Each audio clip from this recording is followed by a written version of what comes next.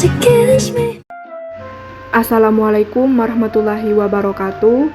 Di sini saya akan memaparkan materi mengenai Back Anxiety Inventory atau disingkat dengan BAI yang telah saya rangkum dalam bentuk PowerPoint berikut ini.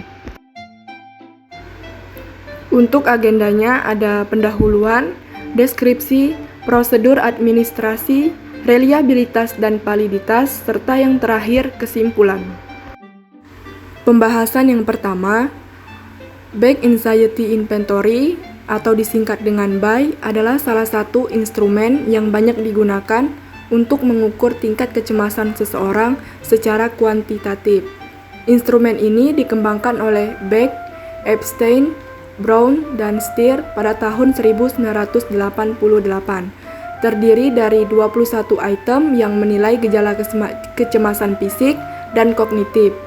Studi awal terhadap BAI menunjukkan reliabilitas internal yang tinggi atau Cronbach alpha 0,94 serta reliabilitas tes-retest yang memadai.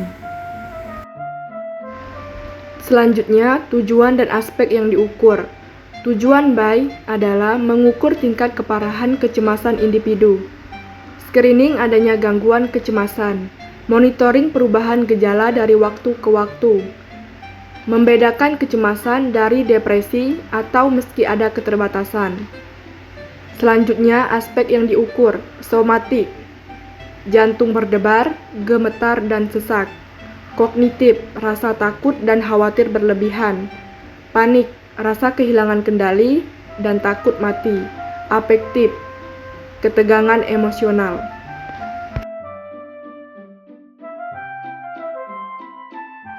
Cara penilaian dan interpretasi skor. Cara penilaian. Jumlah item 21. Skala 0 sampai 3.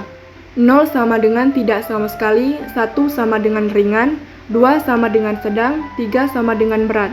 Skor total jumlahkan semua item 0 sampai 63. Skor maksimum 21 kali 3 sama dengan 63. Skor minimum 0 kali 21 sama dengan 0. Interpretasi hasil, skor total dan kategori 0 sampai 7 kecemasan minimal, 8 sampai 15 kecemasan ringan, 16 sampai 25 kecemasan sedang, 26 sampai 63 kecemasan berat. Selanjutnya prosedur administrasi. 1. Peserta usia lebih dari 17 tahun atau remaja akhir dan dewasa. 2. Waktu pengerjaan kurang lebih 5 sampai 10 menit. 3. Instruksi. Baca setiap pernyataan, pilih angka 0 sampai 3 sesuai gejala yang dirasakan selama 1 minggu terakhir. 4. Pengisian self-report diisi sendiri. Setting. 1. Tenang dan bebas gangguan. 2. Rahasia dijaga. Etika. 1. Jelaskan tujuan tes. 2. Minta persetujuan responden.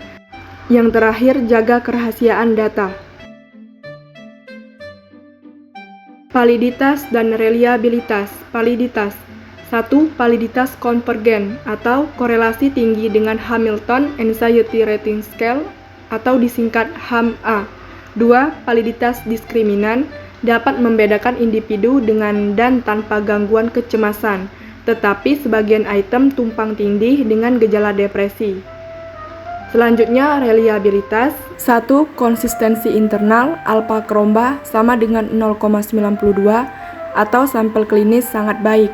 2. Tes, retest 1 minggu, R 0,75 sampai stabil. Kelebihan dan keterbatasan instrumen.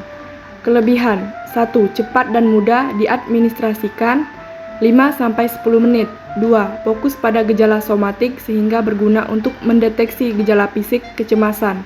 3. Dapat dipakai di klinis maupun penelitian. Selanjutnya, keterbatasan. 1. Kurang menekankan aspek kognitif atau emosional, kecemasan. 2. Bisa memberi skor tinggi pada pasien dengan keluhan psikosomatik tanpa gangguan kecemasan. 3. Tidak sepenuhnya membedakan kecemasan dan depresi pada semua populasi.